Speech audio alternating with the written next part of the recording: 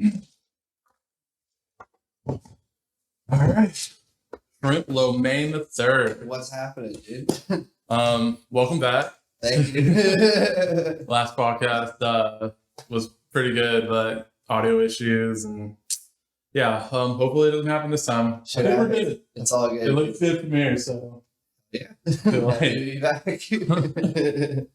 how have you been, man? I haven't seen you in a whole entire week. Yeah, we had that show at Cobra. It was a fucking blast, dude. Yeah, I had a lot of fun. I was just saying this to you like off camera, but I was really surprised that Cobra actually has like a decent venue, like inside the bar. When we first booked it, like we were thinking like, oh, do we need to like rent subs out for this show? Do we need anything like that? And like we peeked under it because like we're like, oh, the bass is really nice in here, and they have like 3 big ass subs in there. Like I'm surprised that they're not utilizing it more for like more electronic events, because like how many places can you name that like have a sound system like that that's just like ready for you to plug into like you should have? Yeah, I love that bar. Honestly, I feel like it's a better location than the office. Like, what do you think? I don't know. You like the office more? I like both places because I feel like, I don't know, every time I go to the office though, it's like so loud that I can't really tell like if it actually sounds good or if it's just that I feel like my body's being crushed by the bass. I don't know. They both sound pretty good. I like both places. Well, I like the Cobra more just because I feel like it's like more traditional like stage, and whereas like the office, when we did the 360 show there, I don't know, like I mean, this is just my own personal opinion, but yeah, I just feel I like that more like traditional. There's like a stage and then it projects out. I love that we were probably the last people to ever do a show at the office where it's going to be a folding table in the middle of the club. You don't think that ever happen again? Probably not. I doubt it. Hopefully not. Yeah. I don't want to do another show folding table in the middle of a club unless it's like, I don't know, we were doing it like somewhere super crazy. Like if we were to do like a rave under like an overpass or something, that'd be sick. But it's a good idea. Yeah. You need to talk to your boys. Yeah. Have you ever seen any of like the people that do shit like that out in LA? Mm-mm. This guy was just telling me the other day about that like a long time ago he saw Death Grips at a show like that. It was like under an overpass, but like they had a whole bunch of like it was basically a skate park that was built under there and like graffiti everywhere. And I was just thinking like, man, I feel like shit like that is like what usually makes me enjoy a show like that much more. If it's in like a that really underground crazy place, It has more of like that underground feel. Yeah. Is that what you're talking about? Yeah. Have you been over to District before? No, is that in Atlanta? No, I don't. I think I know what you're talking about, but no, District is in Nashville, and it's like a house. It's like the room is maybe a little bit wider than this, but then the DJ's in like another room where they've like cut a hole out of the wall and they have like a fence over it and they just play like crazy techno like all night and some blast. Speaking of techno, I actually like went to kind of like an underground rave like that in Atlanta like 2 years ago for New Year's Eve. Like my buddy Sal, he was like helping this group out, and it was like under a bridge or whatever, and you had to like walk under it. It was super underground. Who was it?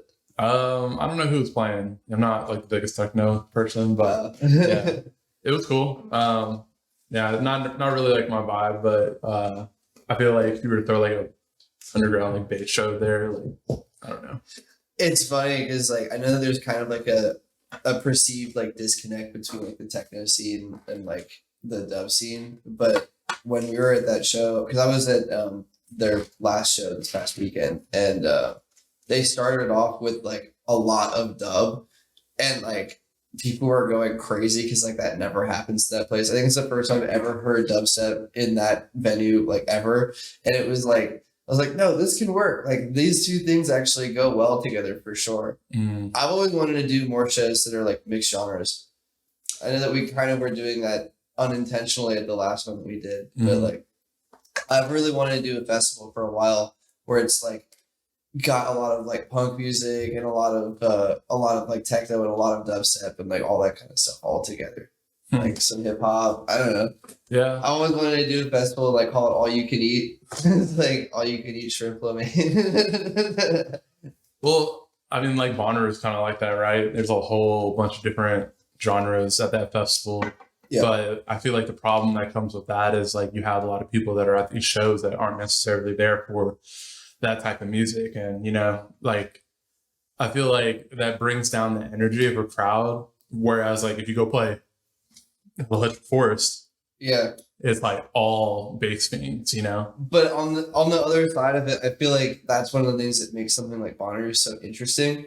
Because I think that when you do get people that are from, you know, that are primarily listeners of different genres of music, I feel like then it creates a really interesting vibe as far as like, and it's like a good way to get people into stuff that they otherwise wouldn't be that into, you know? That's a good point. And like the reason why I like Bonnaroo so much as a festival is because like it's so diverse with like the amount of sounds and like the people that go. It's like it's so wide, and I love that.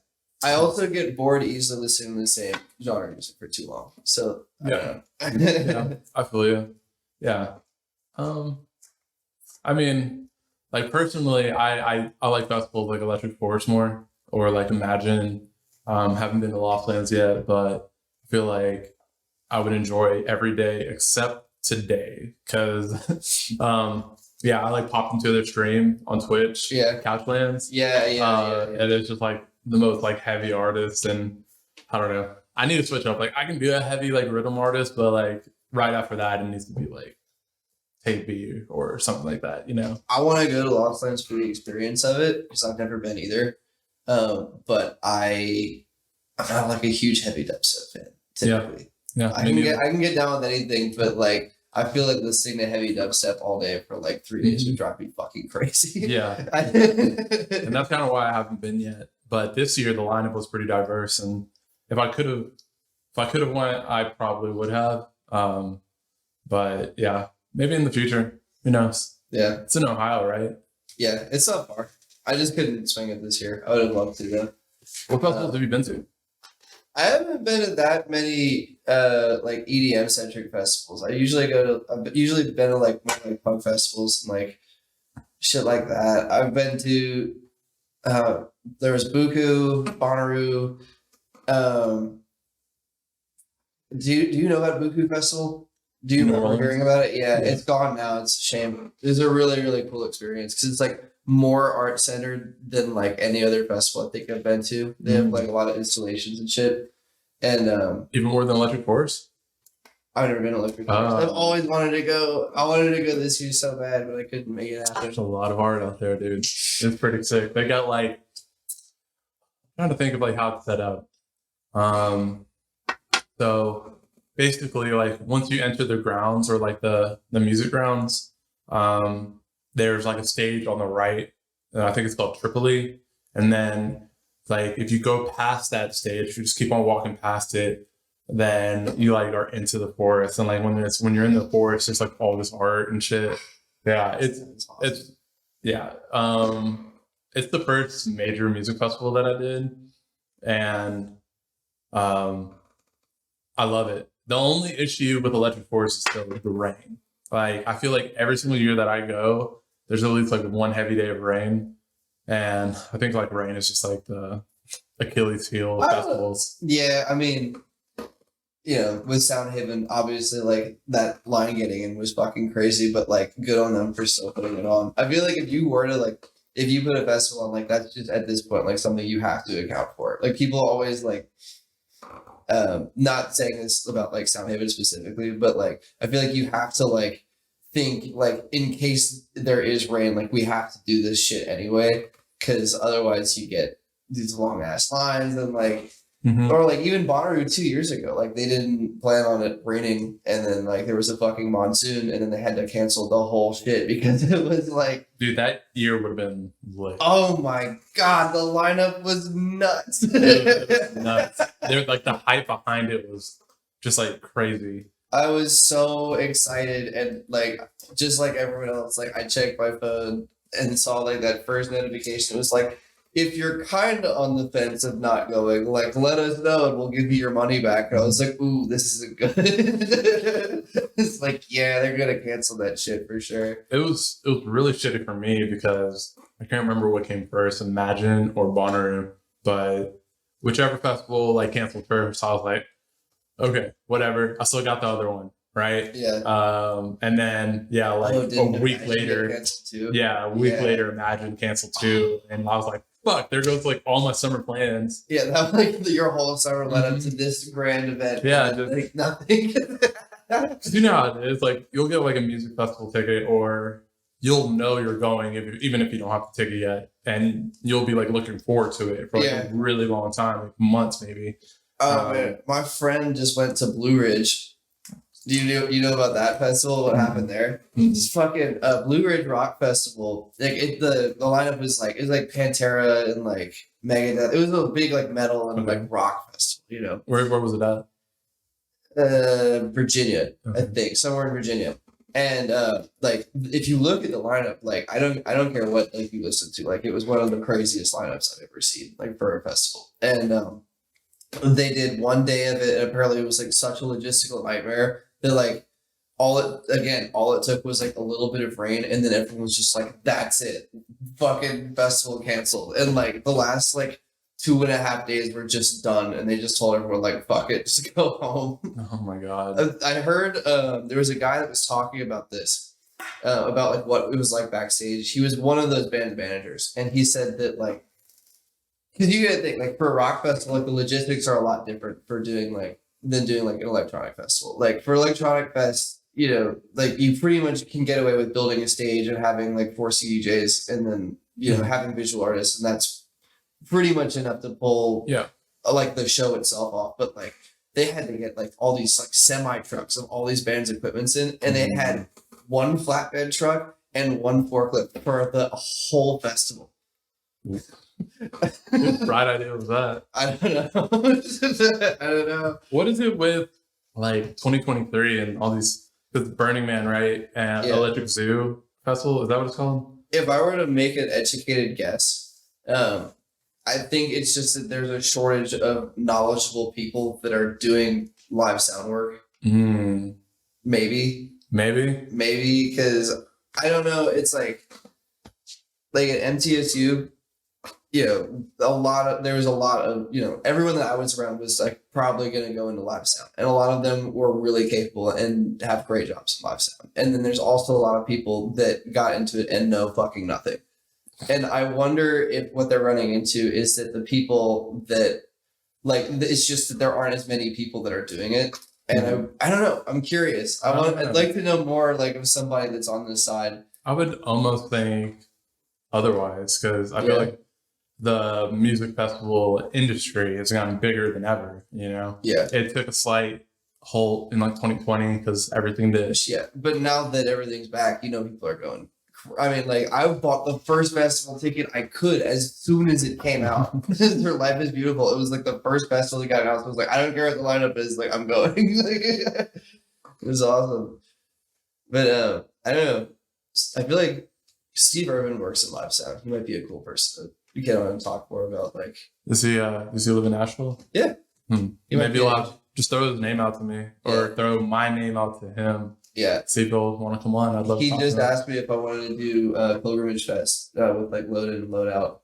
I couldn't do it because I started a new job, but I would have loved to do that. It sounded really cool. It's pretty good money. I just got like a $2,000 check from working Deep Tropics. It all went towards bills, so there's like nothing left already. But I picked the wrong job, man. I need to get into that shit. Sounds awesome. Make a lot of money. I have a buddy that works in that industry, and he's like the manager of like the site operations team. And he said he got this like crazy contract to work Deep Tropics, and he was like technically my boss. But yeah, like he made a lot of money off of that. And so I don't know.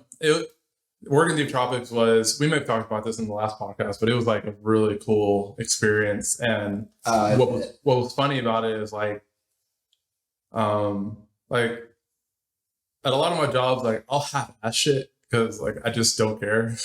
unless like the job before last, when I was working as a software engineer, they were paying me like a shit ton of money, so I was taking that a lot more serious. But like the job, I don't know who's watching this right now.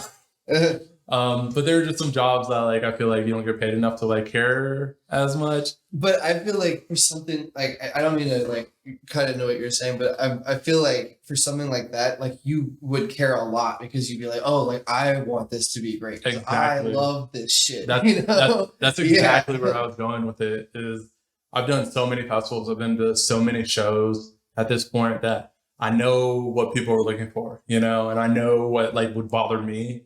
And at the same time, like while I was setting up for this festival, I was like, fuck, I'm gonna work as hard as I can because like I don't want someone to go to Deep Tropics and like that be their first festival and like have a bad experience and never go back. Like I want them to have as much fun as I used to have when I used to go, like when I was first starting off. You know what I mean? Oh, dude, my first Deep Tropics experience that like kicked off like me really loving electronic music like a lot. Like I've always liked electronic music. I was never like a huge fan of it, but like I remember like that festival was like the first time that like I went and was just like, this is fucking awesome. Like I want to do this. Like I love it so much. You know? Yeah, there's a certain type of vibe. It's just like, I mean, especially like a camping festival, it's like it can really be like a paradise. You know, like you're just chilling with your homies. You got all the food you need. You got all the drinks you need. You're just like partying for like 4 days. I swear, like at Bonner this past year, I had more fun DJing at our campsite and just hanging out with like everybody at our group camp than like actually going in. Oh, I can't say that. I had a fucking blast in the festival, but like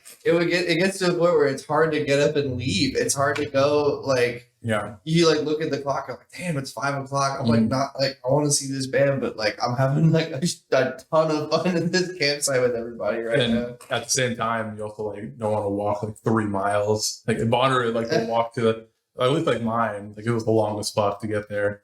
Took at least 30 minutes to walk to the music grounds. We were spoiled. We were in group camping. So if we wanted to, we could either walk like 1 mile or we could take the train and then go like all the way around. But it, like if you took the train, it took like fucking 40 minutes to get there. Yeah. Might as well get some exercise in, right? Yeah, I think that the most fun thing about like festivals, I don't know if this is like a unique experience, but like just with like the people that I know, like the most fun part about going to festivals for me is like DJing in the campgrounds. Like, because usually like Dylan will bring out like all of his stuff, and then like it's so hard to leave because like you know it's like more fun to play than it is to like watch a show most of the time. you know? Especially if everyone's like vibing at your campsite. Hell yeah. Meet a bunch of cool people, play some good music. It's dope. Yeah, I fucking love music festivals. Did I tell you about how like me and Maltron like played Bonnaroo? Did I tell you this? Kind of, but you were kind of involved in this actually, because like that's true. You did hit me up. Yeah. So the first time, it was a buddy of mine, Christian, that like I was lost as fuck in the campsite. I could not figure out where our shit was at all. You're like, that guy. You're that guy. Yeah, for sure. I knew that we were in the like right vicinity of it, but I couldn't figure out where exactly we were because there were so many cars in front of all of our shit. And then I like finally sat down, and then I like looked over, and it was Christian, he's also a DJ around here. And, he's actually my neighbor. And he just came out like it was like a miracle. He like walked out and was just like, bro, what's up? I was like, holy shit, like how are you, man? Like it's good to see you. It's like, are you around here? He's like, yeah, I parked like fucking like 5 things from your campsite. I was like, where is my campsite? And he was like, oh, it's like right over here, and like drove me over. And he was like, but listen, like we just need someone's controller, and then like we can play like from like 2 to like 5 o'clock. Oh fuck yeah! And I was like, okay, like wait, in like PM or AM? AM. Okay. So it was like over where that Cracker Barrel kind of was. There was like a tent, with, like it just had like a small stage like already set up and like a couple of speakers and like a sub, and like. He explained to us, because I didn't get to play, but like I helped him look for a controller, and that's why I called you, because I wanted to see if you wanted to get in on that. And then like I realized like that was set up 24 hours, a day. Like they didn't like turn it off or like turn the generator off. Like it was just a matter of like if you went up with your shit, you could play. And I was like, it was like Sunday morning, and then I was at the campsite. I was like, we can take all of our shit over there and like plug in and just fucking play like right now. And so we did. we threw all of Dylan's CDJs in his wagon and literally walked it over and just started plugging that shit in. And the people that were running the stage were like, "Y'all gonna play right now?" We're like, yeah. He was like, cool. So if anyone was woken up by us at like 8 a.m. to like heavy dubstep and like Don't apologize. who knows whatever else, like yeah, that was us. My experience was a lot different. So, shout out to my buddy Tony. He got this amazing spot, right? Okay. And we went all the way over there. And basically what he wanted to do was like face the speakers like away from everyone so that if people came, there was like space for them to like accumulate. But like what he wasn't thinking about was like no one was going to hear it and come over because like the speaker faced like the opposite way. Oh, true. Like because you want it to kind of call people over, otherwise it's gonna exactly. Yeah. I was trying to tell him, I was like, listen, like I did this last year by myself and I know how this works. If we like were to get like a pretty decent spot, then we can just like face our speakers out towards the crowd and like they'll come to us eventually. But that didn't happen. It was like a good thing where he's like, well, I don't want to like annoy all these people by like blasting our sound at them. But at the same time, it's like no one can fucking hear it at all. So yeah, I'm getting more to the point where like I just want to like trust my instincts because it's like every single time like there's like some feeling or gut feeling in me that's saying like, no, this isn't right. It always turns out to be true. Like now more than ever. I don't know what it is, but anyways. He did his best. And the other thing that happened was like we were just around a lot of people that weren't down to party. And so like we had a guy come over like at like 2 a.m. and like I could literally hear him over the music like screaming at us like, you guys are ridiculous like at 2 a.m. Look, you're at the fucking bar. Just join in on the fun. There's no, I mean, I understand. But I get it. Like you're not there to see me and I need to be more respectful, and we did turn it down, so I don't want to make it feel like we were jerks or anything about it, but. Well, we had like a good 40-50 person crowd at that morning set because it was all people that were just walking around. They were too lit to go to sleep or whatever. But like these, like there was some people that like walked up to us like while we were playing and they were just like, you guys are inciting violence at our campsite and you need to turn this shit off right now. And we were like, no. And fucking they sent someone over and yanked all the cords out of the speakers, and then of course we just plugged it all back in. That's some whack ass energy. Yeah, I was like, I don't know. You're at a music festival. Just expect to not sleep. Yeah, your choices were like, and I understand the frustration. It's not that. It's not like I don't get it, but it's at one point it's like you have the choice to either be really pissed off or like just fucking wake up and come hang out with us and like have a good time. You're here for a reason. You're making a choice to get pissed off at that point almost. I don't know.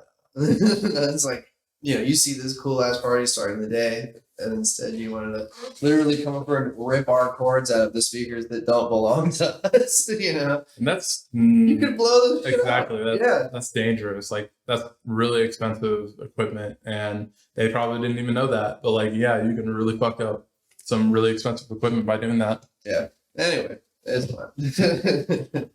So we talked about this in the podcast that didn't get uploaded, but kind of wanted to like get into your Shrimp Lo Mein project, like how I got started, how you came up with the name, like where you want to bring it, like the future of Shrimp Lo Mein. Can you kind of go into that? Yeah, for sure. So the name, it really just started as like a stupid joke. It was like I was just making a Twitch account, and then like I was super drunk trolling one of my friends, and it's trying to be anonymous or whatever. But then I had to get back into that Twitch account to do the Bigfoot lecture live stream, And then I couldn't log in with my old name, so then I like said like find your username, and then that was what popped up. Like that's what I had come up with like in like half a second. And then I was telling that story to my friend when we were at the beach one day, and he said that I should just start introducing myself as that to like everyone that we met while we were on this like crazy road trip. And then like I was looking for a new name after I started rebranding, and then I don't know. That was it. That was yeah. And I remember like I was telling my my ex girlfriend about this, like saying like I think I'm going to change my name to Shrimp Flamin' the Third, and she was like, "That is ridiculous! Like, do not do that. Like, no one's going to take you seriously. That's almost the point, right? Who would ever book you for anything? Like, that's a terrible name." And like, obviously, that's her just like looking out for me. But I was like, "No, man! Like, you just wait. Like, it's gonna work." And we were at Kung Fu, and then I ran into Dustin there at Kung Fu, and then like he was like, "Oh, you DJ, right? Like I've seen you at 404 before, back when that was still a cool place to play." And then I was like, "Yeah, for sure." He's like, "Well, do you want to like you ever thought about like DJing here?" I was like, "Sure." He's like, "What's your name again?" I was like, "Shrimp Flamin' the Third." And he was like, "That's the best name I've ever heard, man." Like, it's like let's get you for like next Wednesday. And it's like sounds sick, man. So you ended up playing? Yeah, it was Hell cool. yeah. Kung Fu. Yeah. I feel like that's like I think that was the first like Shrimp Flamin' the Third gig was Kung Fu about a year ago. Oh, that's what's up, dude. Yeah. I would love to play there. I just don't know if I have any like club music to really play. It was an interesting experience because like that's kind of how I started though, with like DJing at bars and like DJing like house parties and stuff. So I was like kind of used to doing like 5 hour, sets of just like whatever. But even that being said, like my music taste isn't really geared towards that. And like obviously when you're playing, like you have what you got, and that's got to be it. And I don't know, I was doing crazy shit up there, just playing nonsense. I would go from like 3 6 Mafia into like Britney Spears, and then like into deep dub, and then like after a while there was like it was just like 3 people in there, so I started playing originals, and that was what they liked the most. So whatever, it was a good time though. As far as like, I feel like when I started doing all like the Shrimp Flamin' stuff, like I knew, because like before, like all the shit I was making under Lizard Brain was like really dark, like rap and like metal stuff, and I didn't like really get into like making electronic music until like maybe a year and a half ago. And then I was actually, it was after I think one of the first Space in the Lakes or something like that, where I ran into Lily of the Valley actually, and was like trying to help her like figure some shit out with like a board, because she was like, "Do you have a board that I can play with? Like it hasn't gotten to like the next like the after party or whatever." And then she was like, "What do you go by?" I was like, "Lizard Brain." She's like, "Nah, man, in this scene, man, that's it's way too like scary and aggressive. Like you can't have a name like that." Lizard Brain? Yeah. I feel like it's fine. But I was like, "No, you're kind of right though." Like. So yeah, Shrimp Flamin' it was. I could definitely see it growing, like, like in the future, people picking up on it. Because I feel like you're not supposed to like have a name that's like too serious, It's supposed to be kind of like fun and lighthearted. Yeah. But I don't know. I've been thinking about, actually, I don't know. I don't know if I'll ever want to rebrand, but I think about it sometimes because I feel like like when I first started my Waweezy project, like the sound I was making back then was just fucking awful. Like everyone's starting off. Yeah. And so in my head, I'm like, I wonder if people are still like associating like my old sound with like who I am now. Does that make any sense? You know what I mean? Like I know exactly what you mean. And so like I feel like I've gotten a lot better, and I feel like if I rebranded now, it would be a good time. Because then, like, people will see a new name that they don't know, right? Yeah. And first impressions are huge. So they'll click on it and be like, "Oh, this song's dope."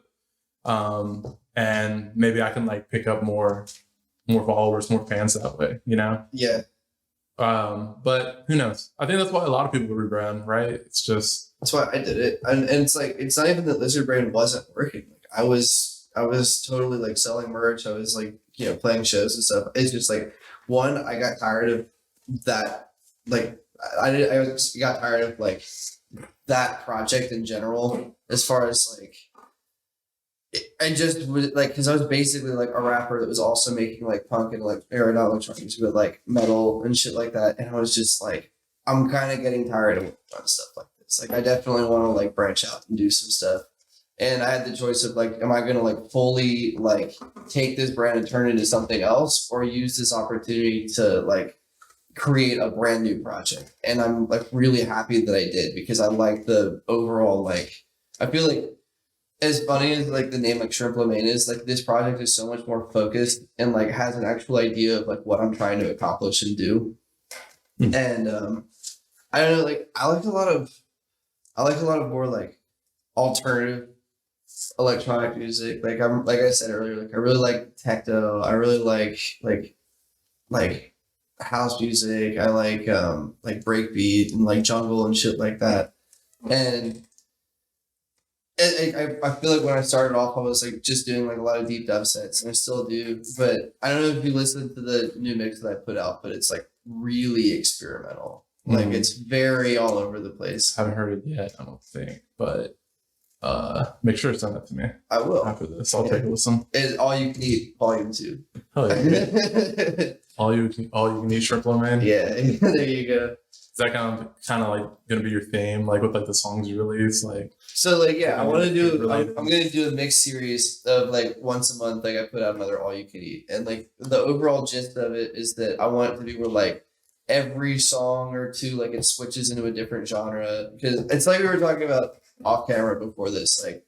Like I feel like when you do a mix, like it's so much more enjoyable. And I mean, this is just how I feel. Like it's so much more enjoyable when it's like you said, like a journey, you know, opposed to just being like an onslaught, like the same shit like for the whole time. Like I get bored as fuck when I listen to a lot of deep dub sets that like are just like really, you know, like the same like over time. Yeah, I feel you. And it's like more fun to play. You know, it's like all over the place like that. Do you mix in key? I try to. I don't always, but like I don't know. I just kind of mix by song usually. Like if I'll just kind of realize like I'll listen to like I can like think of in my head like what it's gonna sound like if these two songs are together. And if I like it, then I'll play it. If I don't, then I don't know. Sometimes it's like mixing in key. Like I don't know how to say this. It's like it always sounds good when you mix like entirely in key, but sometimes it sounds kind of cool to have some flashing aspects, I think. Yeah, definitely, for sure. Especially if it's like highly percussive music, sometimes it can sound really cool when you've got some flashing elements and mixes. So like me personally, like I prefer to mix in key. Yeah. And then I'll probably like sometime throughout the mix, like I'll experiment for a song and like do something crazy. Or if like I can't find a song that is like the same BPM or key, then I'll just go by BPM and do a different key. And so I feel like I can come up with some like pretty wild combinations doing that. But I do feel like when you mix in key, like you can kind of like steer the feeling and the flow of the set a little bit more. And so I don't know. That's why I like to do it personally. One thing that I actually enjoy doing a lot is to switch up tempos like pretty regularly throughout sets. Like I almost do it on purpose sometimes, like to do it pretty suddenly. Like I'll find like one spot in like a deep dub track where I'll like bring it down like 20 or like 30% because it just sounds fucking. I like when shit just sounds crazy as fuck. Like with like ideas that shouldn't work really well. I don't know. I think I see what you mean. Yeah. But I mean that's all about experimentation, right? Yeah. Well, I think okay, so you can think of like the way that I've always thought about like DJing or like mixing when you're performing is like mixing by song. I feel like is a lot more important than mixing by like speed or like by key, because I feel like that's where like the factor of like really doing like this is just personally how I feel, but like when it's like mixing by song, I feel like sometimes you can do some really out of the ordinary stuff. Like I'll like to mix like techno and like hardcore rap together and like, you know, set a loop together of this and then have a techno beat playing and then like be bringing in some deep dub and then like as soon as it's supposed to drop here, like keeping this sample going and then like going into a different song and then like bringing up another sample or like there's the thing that I do in the most recent mix that I put out, where I have this one like vocal sample in it that sounds so good as a transition that like I just have it looping the entire time under it, and then like I'll bring it in as like its own instrument, Oh, okay. kind of, Word. and then like have it with like really heavy reverb. So then like at some point when I need to switch out of this one, like I'll bring it down, and then I don't know, stuff like that. Like trying to use it more as an instrument rather than like DJ equipment, if that makes any sense. Kind of. I think that's just something I would kind of have to like see you do, or like once I hear this mix, maybe I can like pinpoint exactly what you're talking about. Yeah, like live, I guess it's kind of like live remixing, but not. I don't know. I don't know. It probably sound insane, like trying to explain like my thought process. I'm sure somebody will understand what you're saying. Yeah, I hope so. Yeah. I mean, this is like kind of unrelated, but like often when I'm talking, like something will like come out of my mouth, and I'll like stop like the conversation. I'll be like, does that make any sense? Because I feel like it did. Probably but, not. That's me most of the time I'm talking to people. Yeah. have you seen any of this like alien shit from like Mexico? No. What is it? The guy from Peru that like brought out the like alien corpses, or Yeah, was that from Peru? I thought it was like the Mexican government that came out and said that. Did they? And they like So brought is it there out. A lot of alien stuff going on. Dude, I just don't know, like, where is all this shit heading? I believe it. Like, I honestly, I feel like it is real. Because, like, what would they have to, if it is the Mexican government, right? If it is the actual government and not just like some guy, then isn't that their credibility at the line or on the line? Did you know that Tom DeLonge from Blink-182 is like one of the people that like blew it wide open that aliens might be completely real and the government's been like covering it up? I didn't hear that. Yeah. Well, He's been working, like when he left Blink-182, he started working on this project for a long time about like trying to expose that the government was hiding aliens and like doing a lot of private research in this firm. And then just maybe like within the last 5 years, like the government came out and was like, yeah, his research actually makes sense. Like he's actually kind of telling the truth, which I don't know. I don't know how much merit that has, but it's interesting that they're willing to say that Tom DeLonge, of all people, and his alien conspiracies may or may not be true. I think it's funny how, like, you know, like prior 2023, everybody was like, give us proof. If it's real, give us proof. And then, like, people are actually starting to, like, come out with proof. And everybody's like, I still don't believe it. Really what it's going to take is just, like, there has to be, like, a fucking live alien that they have recorded. And, like, it's... People like, still wouldn't believe it. If a fucking alien came down right now and was like, we are real and have been here the whole time, there would be, like, 50% of people that are like, yes, there are aliens. And there'd be another 50% of people that are like, no, the government is doing this because they're trying to sell, like, I don't know, they're trying to sell vaccines to us to keep us from turning into aliens. But it's not real. There's no aliens. You know what I mean? It's like those same people that are saying, like, space is fake shit. Why is there an increasing number of people that don't think that space is real? Where is this coming from? With like a lot of people think the Earth is flat now. Do you know about like the flat Earth theory? I almost don't want to say it because I don't want people to like stew on it and wonder if it's real. I've heard it before. Yeah. I just feel like it's complete fucking bullshit. It's impossible. There's no fucking way that there's a flat Earth. It's just that people nowadays, like, life is so easy, like relatively easy. Life is so hard, but it's relatively easy compared to like how it used to be back in the day when like your next meal is like you have to go fucking hunt it and shit, right? And like I guess like humans haven't really evolved fast enough to keep up with like current times. And so now like most people have a roof over their head. Most people can just go to fucking McDonald's if they're hungry. Like shit is relatively easy. So we have more time on our hands to think about like stupid ass shit like the Earth is flat or space is fake. Or I see what you're saying. Like you know it's like there's like people have more time, especially like with the internet. Like you also like everyone has kind of a platform to spread their own like nonsense. So I don't know, man. And there's also just a lot of dumb people out there. Yeah. I don't know. Flat Earth, maybe. Ice wall, NASA. I don't even like that I know the theory. I don't even like that it's in my head of like that like NASA's guarding like the ice wall, like keep us out and stuff like that. It doesn't make any fucking sense. But I guess I kind of sound dumb too when I talk about like simulation theory, and I feel like we're all in just like some giant program. But I don't know. In my head, it makes sense.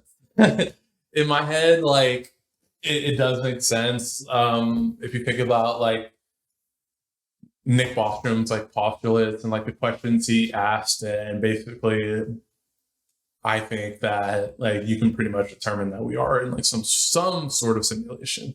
And it would also make sense that like maybe like simulation theory can prove like a whole bunch of other things. Like if you think about like, okay, like if somebody programmed our reality, right? Like wouldn't they just be God, right? Wouldn't they be like outside of time? You know, because that's what they say about God is like he's outside of time, or he's like omnipresent. He's like everywhere at once. He knows everything. So I feel like religion is supported by simulation theory.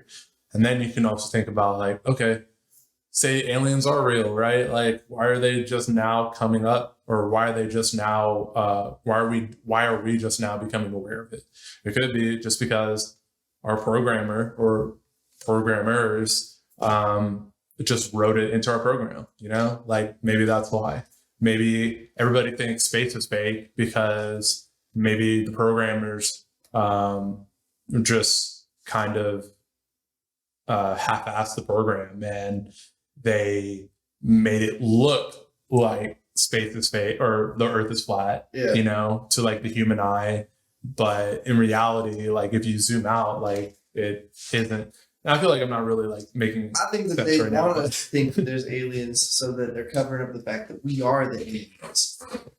I think we came from Mars and now we're the aliens. Mm-hmm. Yeah. I can see that happening. Actually, it kind of makes sense, doesn't it? Like, I've totally thought about that before. Like, who's to say Earth is the humans' like first planet? You know, because Elon Musk is already thinking about going to Mars, right? Yeah, he's thinking about. He's trying to go back to where we came from. Yeah, I think like what we would have to do is like, you know, shoot a rocket, go to Mars with a bunch of shit and like set up like a dome. Or first we could like shoot nukes at the polar ice caps.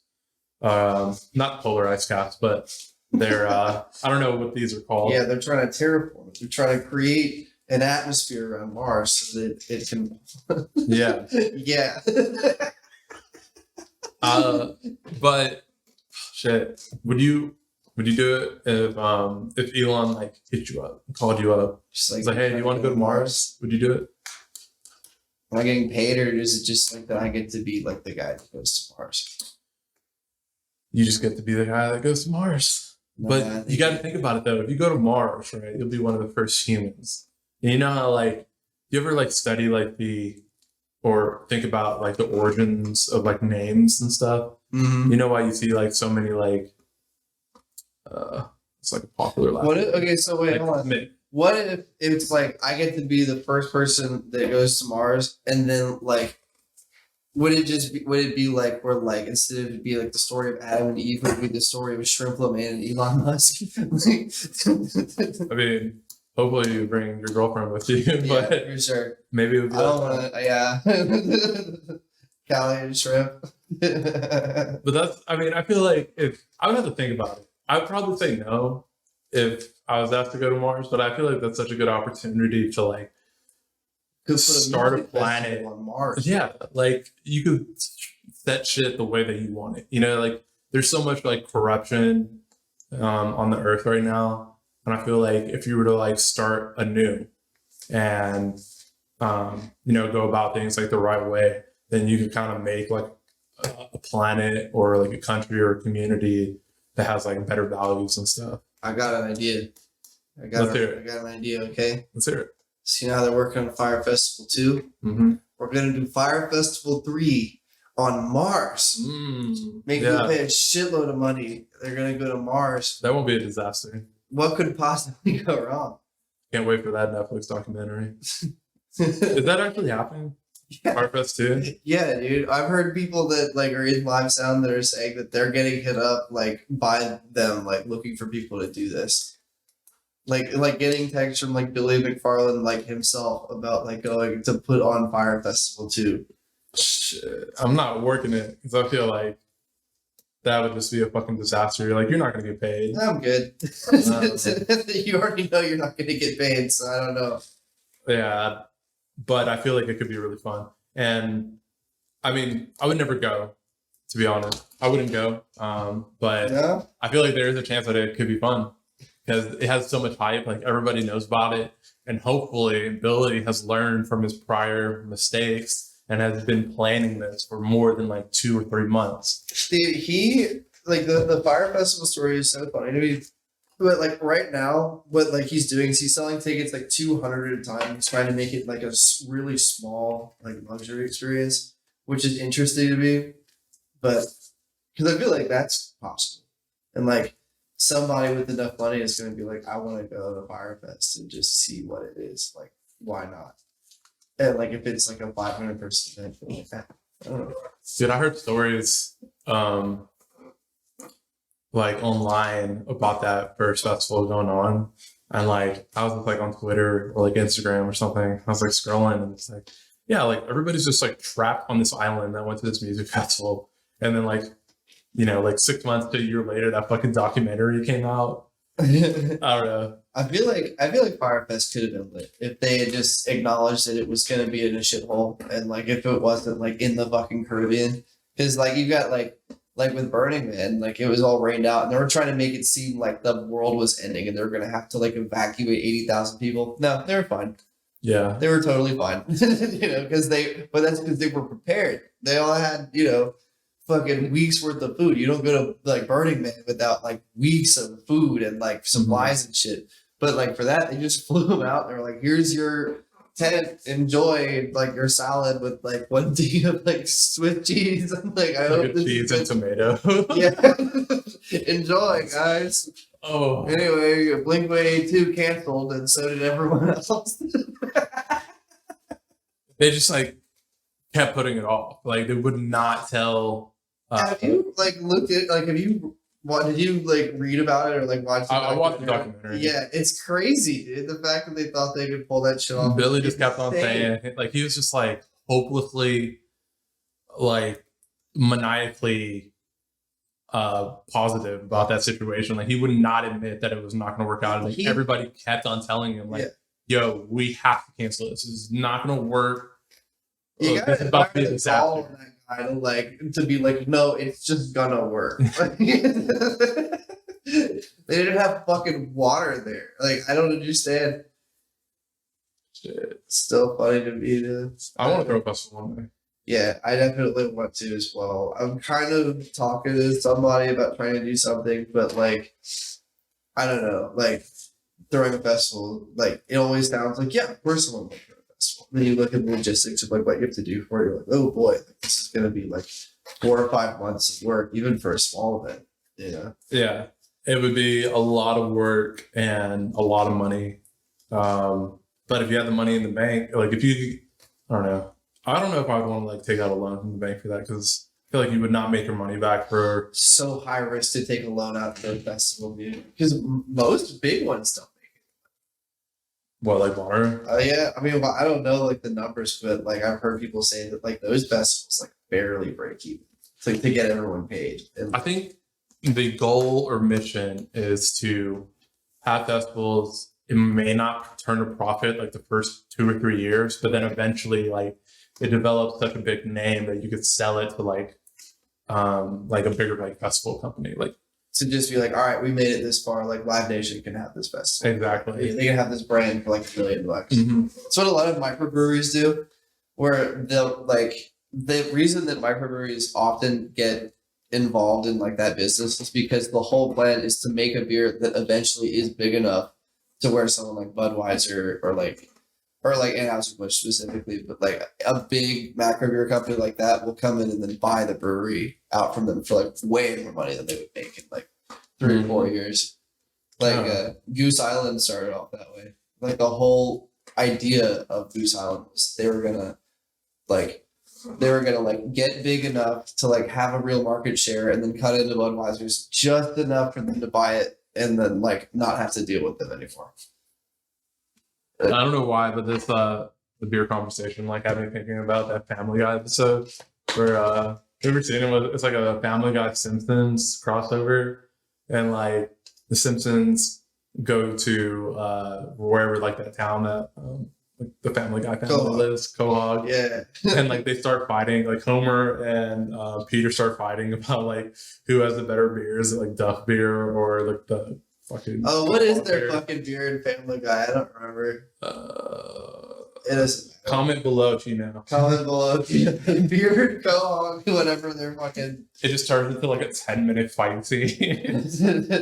Family Guy's so good about that too. They'll always figure out a way to not have to actually write any material, and it's just like Peter on the ground, like holding his knee, like.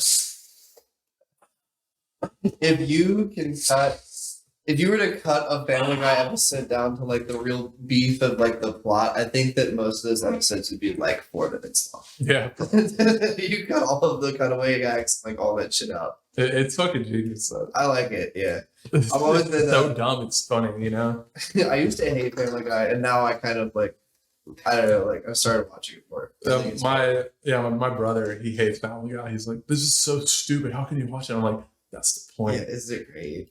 Have you ever seen the AI generated Family Guy that's been constantly moved? Like it's been going constantly on YouTube for like months. What? Yeah, so it's just like they wrote. I'm assuming this is how this works. Like they wrote this program, and people in their Discord will just type out prompts, and like they just send it to like ChatGPT or whatever, and then it goes straight from there back into the program, and then like the characters will all like say the lines like from that prompt. Oh my god! So like there will be like, and it's been going for months. Is there like actual like video based on it, or is it just audio? No, you can. Yeah, no, it's a video. It's like these like 3D like Family Guy characters that are just constantly walking around their house. Dude, I gotta see that. It's like I've started watching it like. Because I thought like, oh, this is dumb, like whatever, and then like 1 week later, like some people came over and they saw me just watching it like it was actual TV, and they were like, "What is this?" I was like, "It's AI Family Guy, man. You can just send shit in, and like if you wait like an hour, it'll say it, whatever like your prompt is." There was one that was like explaining the value of a 2006 Honda Civic versus like a 2001 Ford Windstar, like. I don't know, it's stupid stuff, but I don't know the difference. Honestly, I don't know. One's a minivan, and then what's your favorite like adult cartoon? Like Family Guys, Aqua Teen Hunger Force, all day. Are they still making episodes? They are, dude. They are. They just brought it back. Like they're doing like 6 more episodes. In fact, there's a new movie that came out too. Interesting. Yeah. That show's been going on for fucking forever. I love that show. I think that show is responsible for me not being a doctor or a lawyer. Just ruining your potential. Yeah, I think that like being 12 and staying up till 3 to watch Aqua Teen Hunger Force like every day of the summer definitely stunted my mental growth a bit. But I make music now though, so that's cool. Do you watch? You know that meme where it's like. This like little baby gets hit in the head, and it's like 20 years later, he's like making rhythm. Yeah. Oh yeah, definitely. For your situation, it should just be like you watching like Aqua Teen Hunger Force. A better example of that would be like me smoking weed in like 8th grade and being like, oh no, I'm gonna be fine. It's not gonna make me stupid, and then it's just be like, as a 26-year-old like. Listening to Burial and like listening to fucking like Leo Cap and shit like that. Yeah, I would never take that back. I smoked the first time when I was like 12, pretty young, but I don't know. I just feel like it just like helps you think outside the box, you know? Like I'll make music sometimes sober, and then I'll go back and maybe I'll take an Adderall, right? Or maybe I'll smoke weed, and I'll just like view it from like a different lens to see if it still sounds good, or like if I have any other ideas, you know? Tipper once said that you should always listen to your own music on psychedelics before you release it. That's a good idea. That's what he said. Yeah. That's why his music sounds like that. Yeah, that's why his music sounds like Tipper's music. I've never been the biggest Tipper fan. I know he has like a very loyal fan base. Yeah. And sorry, I know he makes like really good quality music, but it's just like never really like captured my attention for some reason. I don't know why. Maybe it's because I haven't been like on drugs while watching videos or listening to one of his sets. He's such a brilliant producer that I don't know. It's like actually mind bending listening to his stuff sometimes to me. For real. I think it's incredible. I think that some of the production stuff that he pulls out is just incredible, man. It just all sounds like squigglies. Like, I love it. I don't know. I need that. Do you like Yeti and like Toadface and like people like that? Some of their music. His set at Soundhaven was one of the craziest EDM sets. I could like Yeti. For real? Yeah, like I felt like watching that set. Like I wasn't like that messed up, but I felt like listening to it was like making my head go like sideways and like up. Like I could feel like it felt like the whole like air around me was like stretching. Like it was such a bizarre feeling. It is such a crazy producer. Some of the shit he comes up with, man. So since you make music, like, do you, when you're like listening to another artist, do you view it from like a producer standpoint, or do you view it from more like a fan? Oh, that's a cool question. I think that it's kind of but I feel like creating and like taking art in should be two different processes, right? Mm-hmm. Like I feel like when I'm listening to music for inspiration, that's when I'm like not that I'm like trying to copy people, but I don't know how to explain this. I think that like being inspired by music happens pretty naturally, because I get a lot of influence from stuff that I don't even like, that isn't even electronic music. But at the same time, I feel like if you have a producer brain, you can't help but pick things out of songs, and like you can't help but think like, oh, like how did they do this? Like that's like a saw wave that they've like split like 7 different ways, and like they've got a bunch of reverb and like some FM synths and shit like that. And, like I always view songs like from a fan's perspective. Like I want to see like, okay, like how does this make me feel first, and then like if I'm like once I start listening, if I can tell that like the producer put a lot of time into this and like it's like very carefully crafted, like nothing sounds the same and stuff like that, I start to look at it from like a producer standpoint, because I feel like a lot of people put out songs that are not necessarily like a vibe, but like I can tell like I would have no idea how to do what he just did, like it's impressive from like a producer standpoint. But like my personal like the way that I always want to make music is like, I don't really care if it like impresses any other producers. Like I want people to listen to this and be like, damn, it sounds like, it makes me feel cool, or like it sounds cool. I feel like a lot of times like what I'm really listening for in music is like there's a certain vibe that, like you said, like, I really like a certain like vibe from the music that like I listen to. Mm-hmm. And like once I hear it and catch it, then like pretty much everything else I feel like I naturally just absorb. I like a lot of shoegaze music, like shoegaze. Yeah, I don't know what it is. It's like Deftones kind of stuff, like My Bloody Valentine. Deftones is sick, dude. Yeah, like really atmospheric and like slow metal, dude, a lot of reverb and shit. I'm just gonna say, man, like I just feel like music is all about the vibes. Like like it has to like make you feel a certain way, like, and if it doesn't, then like I Well, I just don't care that it's like really perfectly crafted. Like every single section sounds different from the last. Like if it doesn't make me feel a certain way, like there's so what much is the purpose? horribly recorded music that I love because it's like you said, it's got a vibe, it's got like energy to it that I. Well, dude, the perfect. Somebody was talking about this on Twitter. The perfect example of this is like, have you ever heard XX Tentacion's what's that one song? Ooh, which one? It's like Oh, okay. Yeah, like I remember hearing that shit, and that like changed my whole outlook on like music that I wanted to listen to. It's like I need more of this shit. It's awesome. But that is the worst produced song I've ever fucking heard. It is so fucking bad, but like everybody knows it because it's a fucking vibe. Like yeah, and so like that was my point because I forgot like what the original topic on Twitter was, but I was like, it does not matter how well produced your song is. If it's a vibe, and people will be feeling it. You could make the argument that it's perfectly produced. That it's supposed to sound like that. In a sense, maybe that's like it's like a platinum song, and let's not get ourselves. That song would have been like 100 times better if it was like actually produced by someone that knew what they were doing. I disagree. I like the mixing on it. Really? I like it. It's so cringe. I like it. So bad. I think it's great. It's so muddy. So much of his music, like his earlier music, is mixed terribly, and I love it.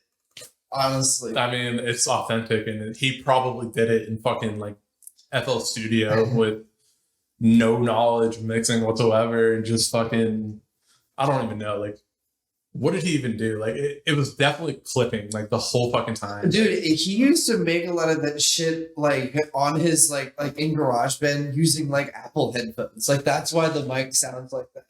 Interesting. You can see that, like, there's the video of them recording Take a Step Back, and that is literally what they're doing. He is using, like iPhone headphones, like, for that mic, like, plugged directly into a laptop. I'm just like, I couldn't produce a song that bad even if I tried. Like, I don't know. Have you ever listened to Cemetery? Do you know about him? Yeah, the mixing on his shit is ridiculous, and I cannot get enough of it. It is so hard to hear. Everything is so distorted and like blown out, and it's bad, but it's supposed to sound like that, so it's great. I don't know if that makes sense. It's abstract. You'll have to listen to "Hollowed Be My Wrist" by Cemetery. I don't think it's what I'm talking about. I don't think it's ever sound that bad. Personally. Let me grab a beer. Yes, please. Yeah, I really wanted to catch Cemetery on the Grade A tour, but I couldn't make it out. But I've seen Suicide once like 3 or 4 times by now. So I saw the Bonner. Was pretty sure that shit was hype. I was at that show. But also like I like a lot of that music because it's kind of coming from a different. It's coming from like wide. Cheers, yeah. It's like a wide range of influences for a lot of artists like that. You know, like before X, like people in like the rap community weren't thinking of like sampling Slipknot for a song. Like, you know, you weren't thinking about sampling like horror movies and like Mala tracks. And then like I feel like you started seeing this influx of like crazy influences on hip hop like after that song dropped. Like for me, it was cool for me because I thought it was like I started seeing like the bridge started to get like gapped between like a lot of underground music. Like with Cemetery, a lot of his influences come from like metal and like black metal and like Witch House, which I don't know if you know what Witch House is, but it's another obscure, you know, EDM genre. I don't know if you'd call it an EDM genre. That'd be like XXYYXX or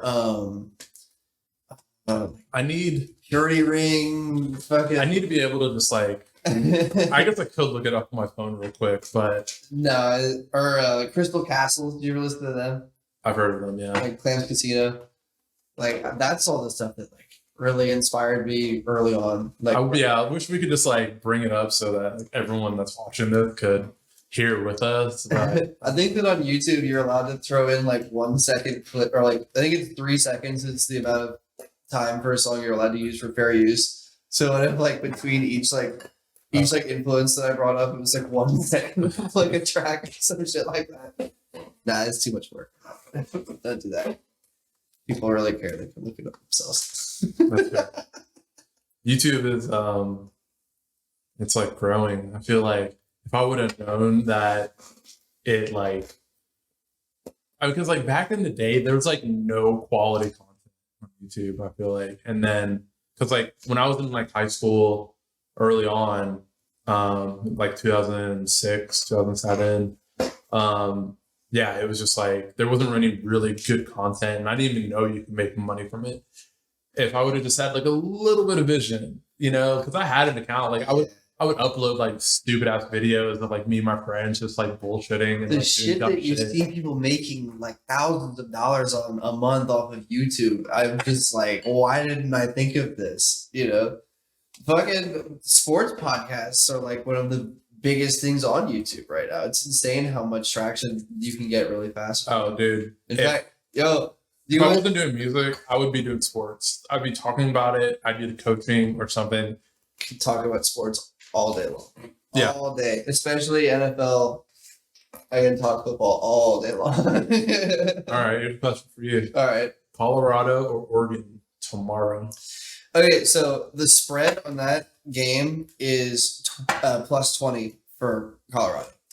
Like, they don't think that they have a chance at all. 21, right? It's, plus, if you were to bet on the 3 spread touchdowns. for Colorado, it'd be plus 20. So you would need Oregon to win by 3 touchdowns for that bet to clear. And I feel like, well, I guess Travis Hunter's not going to be playing because he's hurt. But I don't know, man. I don't know, dude. I'm like, this is supposed to sound crazy, but I'm all in on Colorado football right now. I love it. Everybody does, dude. Yeah, like, I love it. Dion is doing wonders for college football. Him and Pat McAfee, like, they've brought new energy. Yeah. In a somewhat stale college football environment where it was just been like Alabama, Georgia, Clemson for the longest time. So every single year, like you said, it's been like the same 4 fucking teams that you just expect them to make it, and if they don't, you're like, oh, that's pretty crazy, But like, then what eventually happens is literally what happened last year for that national championship game, where Georgia wins like 65-7 in the fucking college equivalent of the Super Bowl, and that's not. Everybody knew it was going to happen too. Yeah, I think the spread for that game was like 35 points, like anyway. But you can't like, no chance. You can't. Everybody knows that TCU is like not their great of a football team, but because they played so well during the season, beat all their opponents, you have to give them a playoff berth, right? Yeah. Even though we know, like, I'm pretty sure Alabama didn't make the playoffs. Okay, or like Cincinnati. Alabama's still better than TCU. Yeah. Like, I don't know. Like, where they're like, I guess we have to rank this team like this. I used to be like, these college rankings don't make any sense. They just pick the same teams over and over again. And then you see literally what happened last year. Like, oh, no, that makes perfect sense now. I understand. Yeah, because everybody loses money at that point, right? Like, no one wants to watch that game. The only reason I watched that game was because I was stuck at a bar and, like, I had nothing else to do but watch that game and drink. So I like might as well turn it on. I guess we'll watch this game. 45-0. I know. I was like, maybe we'll catch up a little bit. Went to a different one. We're like, damn, 50 points. Holy shit.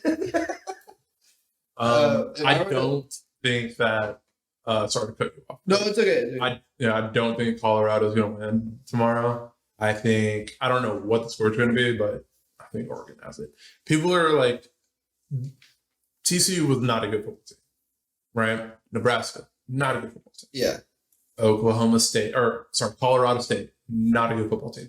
Oregon is literally the first good football team they're playing all year. That's like actually really good. And you're gonna see, I think you're gonna see the difference, like especially like the difference in talent level in the trenches in this game. It's like, okay, you're gonna see like what a bad offensive line and a good defensive line looks like, like when they're going up against each other.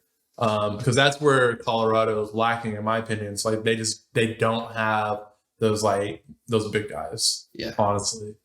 So it's going to be fun to see what Shedeur Sanders can pull off with that line against basically a somewhat NFL caliber defense.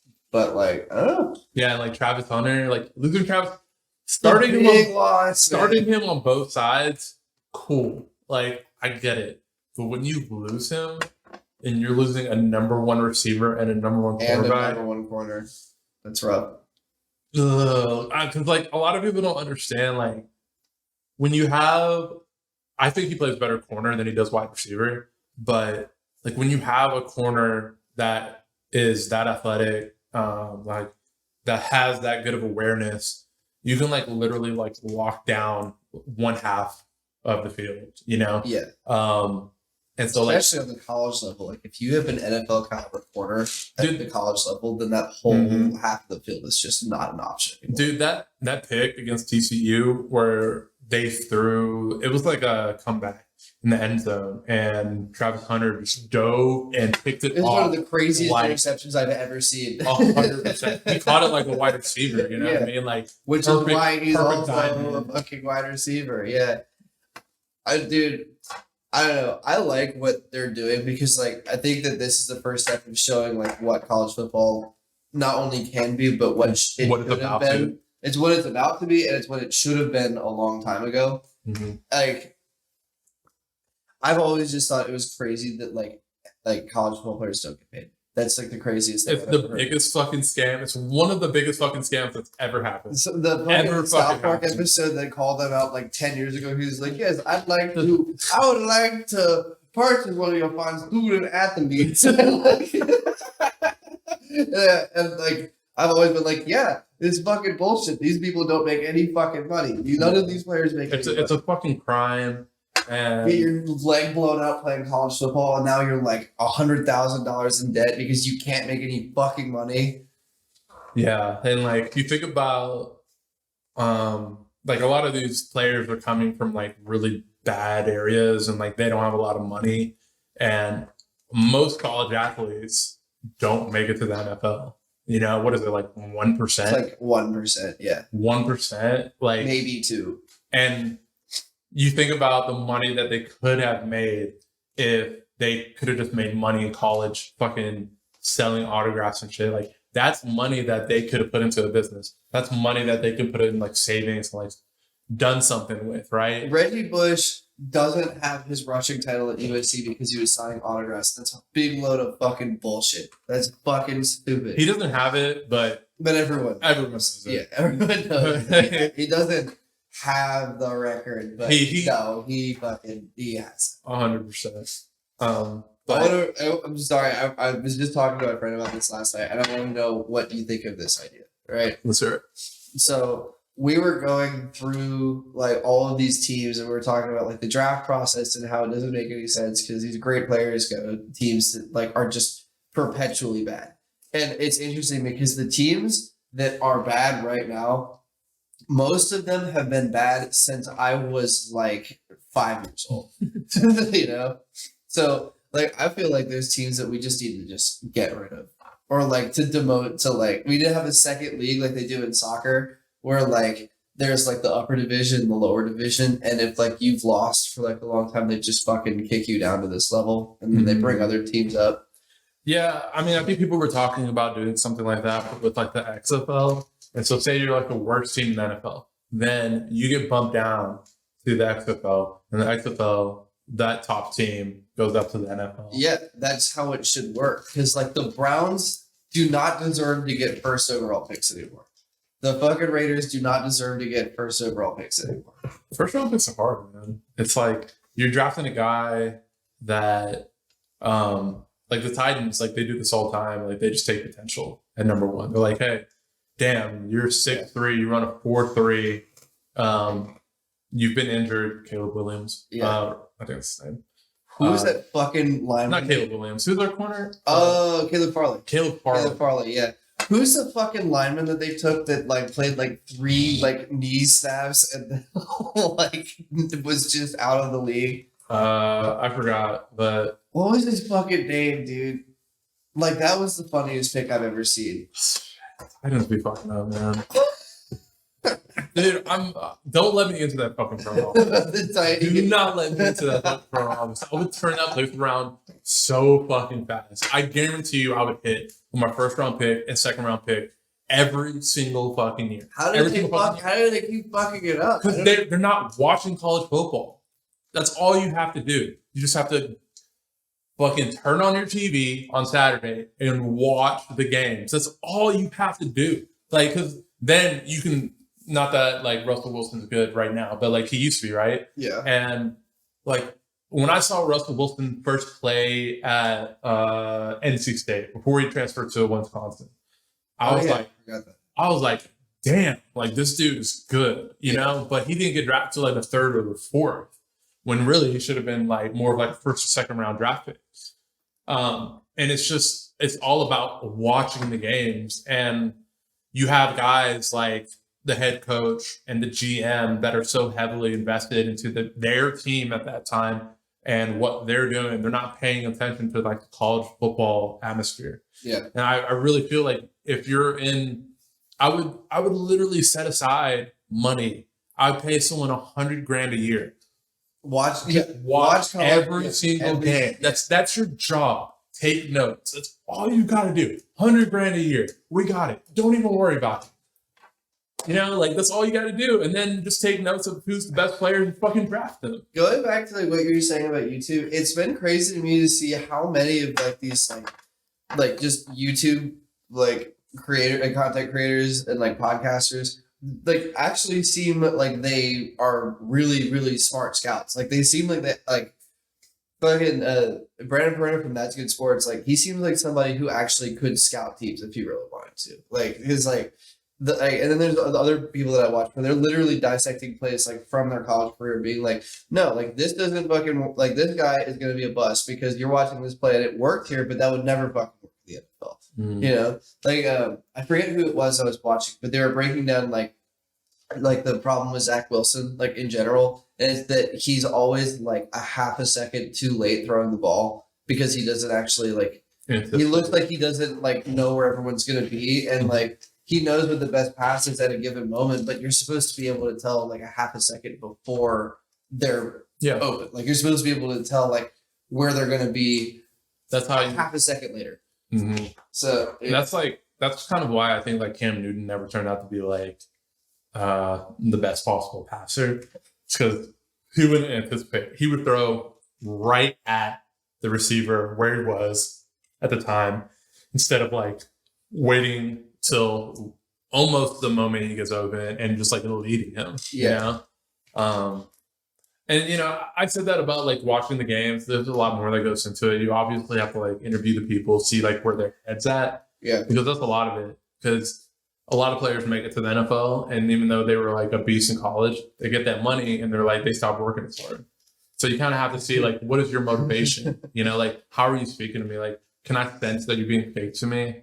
Yeah. You know, Joe Flacco, but I mean he won a Super Bowl, so I can't really. Yeah. But like he then got that fucking biggest contract in the NFL at the time, and then he was awful. Like he's still technically not retired. I mean, honestly, man, what would you do in that situation? You win a Super Bowl. You won a Super Bowl. Okay, you get a contract. You gotta pay me now. I mean, you there's no way you're not gonna pay me all this money. It's hard to like like if in your head you're like, okay, I did my job, I got my money, and now I gotta like keep on working as hard when I can basically just kind of coast until I'm out of the league and I got all this fucking money.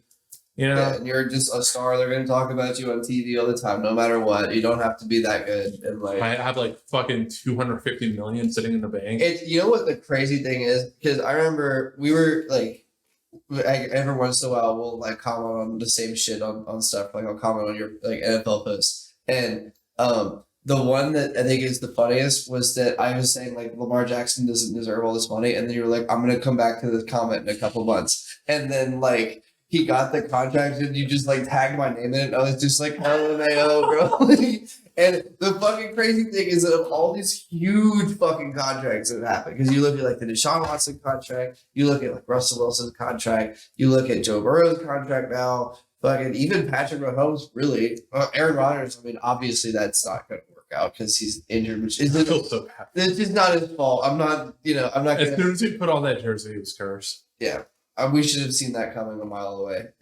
But I mean, saying that- whatever he saw on his fucking ayahuasca trip about the New York Jets, he was like, I have a feeling that I can make $70 million and do nothing. No, but the thing is, you did see he took less money, right? Did he? Yeah, he took like 20 million less, and he wanted that money to put back into the team so they could win. That's cool. Yeah. That's why I feel bad. It's because damn. yeah, he was really trying to help that team. Damn. And passed on money and yeah. I feel yeah, that sucks, man. And everyone in New York was just like so hyped, because their defense, thumbs up, good defense, and they got a number one receiver. I think what running back came over? Like there was a decent running back that came over. No, but they got a new guy, right? But I mean, a new guy? I think they also got someone else. So they had like a really good squad, and they probably could have made a push in the playoffs. And now they're stuck with Zach Wilson. I think Patrick Mahomes, he deserves his contract. Like yeah. I'm not like Joe Burrow. He's amazing. I think his little lump that he's having right now is because of his leg. He's hurt. I forgot about that. And I was like, oh yeah, isn't he was hurt starting the season. Like, no wonder he's not playing great. But like, going back, I guess, okay, if I were to pick like some really perfect examples of this, like fucking the Deshaun Watson and Russell Wilson contracts are horrible. Those are the most horrible contracts I've ever seen. It's just For two completely different reasons, but kind of. It's just funny. Yeah. It's just funny to me that everybody's talking about Russell Wilson and they're like seeing him as he is. And like my whole entire I thought he was a beast coming out of college, and then he came to the NFL, and like I feel like he threw that pick on the goal line, and like ever since then I've been like, I don't know if he's like the guy. Like obviously he's an NFL quarterback, he's a future Hall of Famer. Yeah. But like I don't know. And then like people were ranking him like top 5 in the league. I'm like, hold on. I remember talking up to that point, yes, and then after that, no. So it's just funny, but he actually played good last game, and I think their coach, they still lost against Washington. And their coach like came out and was like saying like, well, if he needs a wristband, we'll get him a wristband, like talking shit about him. I'm like, dude, he did his job. Like, get your defense right, man. You were retired for 2 years, and now you're back, and now you can't coach. Worth of shit. Yeah, you suck now. And they gave up 2 first-round picks for a retired coach that was on TV. I don't understand it. Like, but dude, Washington looks good. Washington looks good. I haven't watched any of the games yet. I'm a big. I grew up in DC, so like I've been a huge Washington fan for years, and it's so exciting right now. I'm sorry, man. Yeah, hey, it could be about as bad, not quite as bad, but yeah. But again, at least Dan Snyder is gone. Like my whole childhood, like he's just been like. Was that like the previous owner? Yeah, he's just been like the devil to me. Like Dan Snyder is just like, I hated him the whole like because when he took over the Skins, and then they were good when like right up to when he bought them, and then just kept pouring money into like. He did that thing where like that the Raiders do where they just keep signing superstars that are like on their last legs, and then they're like, here, go win a Super Bowl, you're all famous, and then they're like, no. Like Donovan McNabb. Oh my god, yeah. Who else? They signed Albert Hainsworth. Big that was a fucking big mess. Gave him the biggest Albert Hainsworth is one of those players. It was just like, you should have never gave him money. The worst idea. As soon as they gave him money, he was just like, he didn't. I don't give a fuck anymore. It's like you were saying, they gave him like $25 million a year, and he was just like, all right, well, I don't give a fuck because like Washington's not gonna win shit anyway, so fuck it. And then like, oh god, they've had so many awful free agent signings. Fuck. Who am I thinking of? Fucking Jason Taylor. Ended his career as a Redskin. The defensive end. Yeah, he played his last like season and a half in Washington. He was bad, and like fucking Adam Archuleta. Do you know who his sister is? Joy Taylor. Isn't that funny? Yeah, I didn't know that until Like a while ago. how she's like 5'3", 4" maybe, and he's like 6'7", 6'6". Like Yeah, it's kind of funny. she got it in other places. That might be a good place to end the podcast. I don't want to end it like that. I think we're running. Past a little bit of an hour, and far past. Yeah, I don't want it to like get too long and fuck up. So it's so funny that like it was like a half an hour of music talk, and then like we brought up football, and we were just like, yeah. no, like I like have to refrain from doing that because I can literally talk about sports like all I fucking swear day. to God. I can start another podcast and like it would be like I feel like I'm like so much more knowledgeable about sports too. Like I could like really go into it. Like, but anyways, Shrimplo Main the Third, Jack. Oh, thank you so much for coming through. Anytime. Anytime. Let's work on some music now. Absolutely, man. Off camera. Yeah, for sure. Oh wait, hold up. Can you do you have anything to announce? Do you have anything you wanna On October 13th, I've got a project that's gonna come out, and I'm really excited for you guys to hear it. It's I've been working on it for a while, and it's gonna be really cool. So please check that out when you get a chance. And if you've made it through this whole interview, thank you so much. I'll drop the links below. Appreciate you guys. What was it, blast?